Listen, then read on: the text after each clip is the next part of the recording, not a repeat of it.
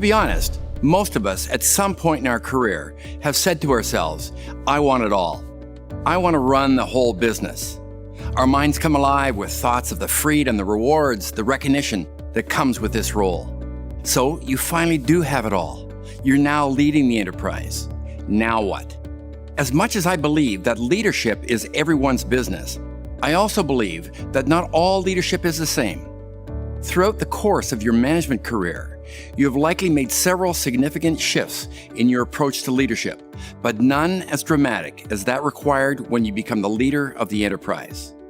You are now not just responsible for a team, a function, or even a huge division. You are now responsible for the business itself. And this is no small thing.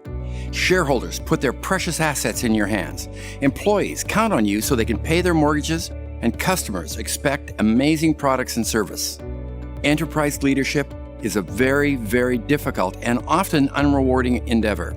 Your job is to create value out of a cluster of diverse, moving pieces.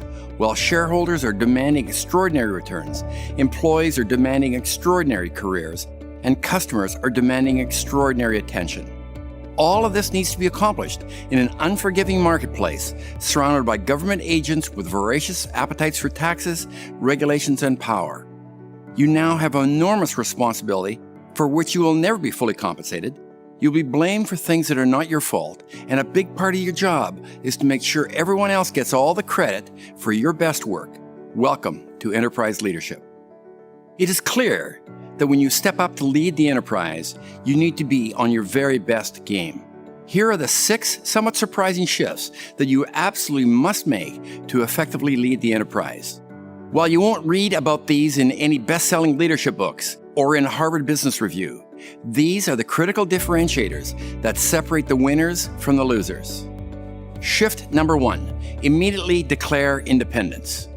You were selected for this job because you have the unique ability to pull together a constellation of disparate entities, people, resources, opportunities, and the like, and to take these entities and create and execute a winning business model.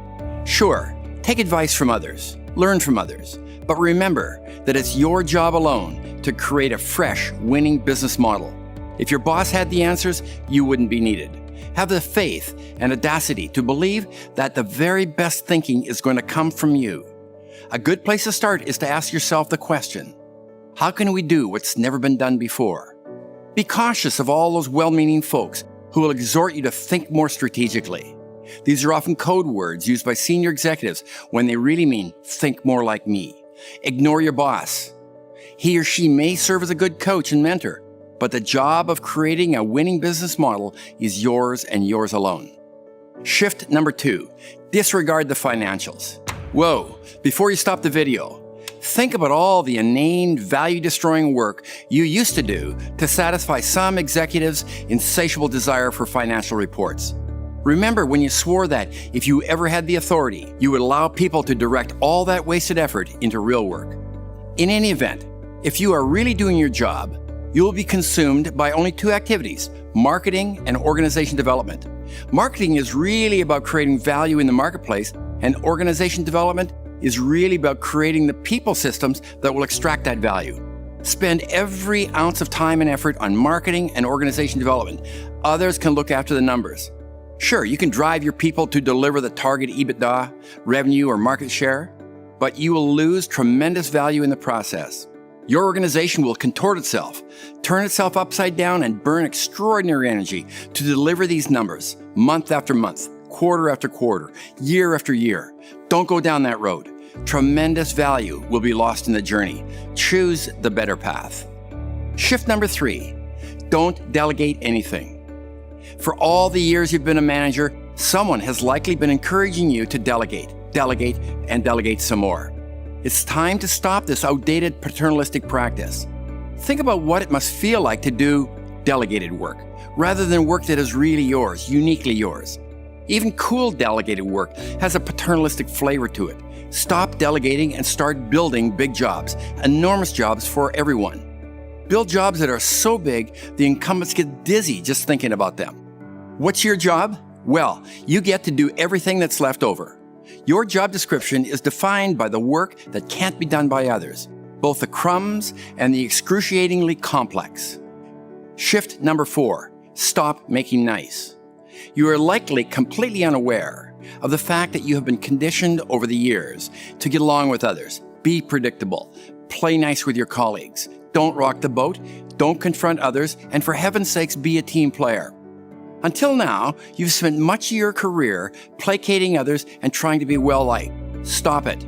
Treat people with great dignity and respect, but at the same time, challenge them to step up to a bigger game. Set stretch goals for everyone. Look for the very best in people and hold them accountable to be just that. Take no prisoners. No one gets a free pass. Be generous in giving others the feedback they really need to hear. And remember, you've spent your entire career successfully taking tension out of the system. Your job has changed. Now you need to inject tension into the system every chance you get.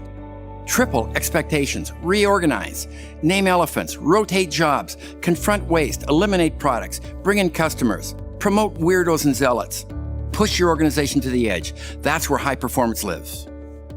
Shift number 5, play to your weakness. I appreciate that this sounds like heresy in our strength-based world these days, but please hear me out. Everyone is telling you to identify your strengths and ignore your weaknesses. The problem is that you have likely maxed out these strengths and you now need to find another gear. You have an enormous job. A bevy of stakeholders is counting on you to do something special. You need more skills, more competencies, more talents. I agree with John Gardner when he said most human talent goes undiscovered. It's time to start claiming your hidden talents because you need to quickly find overdrive. Have a quiet, no-holds-barred conversation with yourself. Many of your so-called weaknesses are likely talents that you have not yet developed. Not very innovative, get creative. Not very political, get connected. Not very empathetic, start listening. Not very visionary, start dreaming. Find those talents that you've been holding in exile and get them into the game now. Shift number 6, assume that you are wrong. This might be the toughest thing you need to do. You will likely have done the very best job you could at creating a winning business plan, but you are definitely wrong to some degree. When you recognize this, you'll be taking the first step towards becoming the most prized of all leaders, the learner. You will see market opportunities before they exist. You will see landmines before they are laid. If you assume you are on the perfectly right path, you will naturally ignore the small, often subtle signs suggesting an untraveled, more fertile path. It's human nature to protect our plans. Be strong enough to see these signs. Be strong enough to bend. This will separate you from the pack of also-rans. The enterprise needs leaders who can learn more and faster than others. Sadly, most cannot make this switch, choosing instead the comfort of their well-thought-out assumptions, models, and ideas. At this point, you are likely asking yourself 2 questions. First, am I up to this? And second, is it worth it? Most assuredly, yes and yes. Every day, I see ordinary people do extraordinary things when they are called upon to lead the enterprise.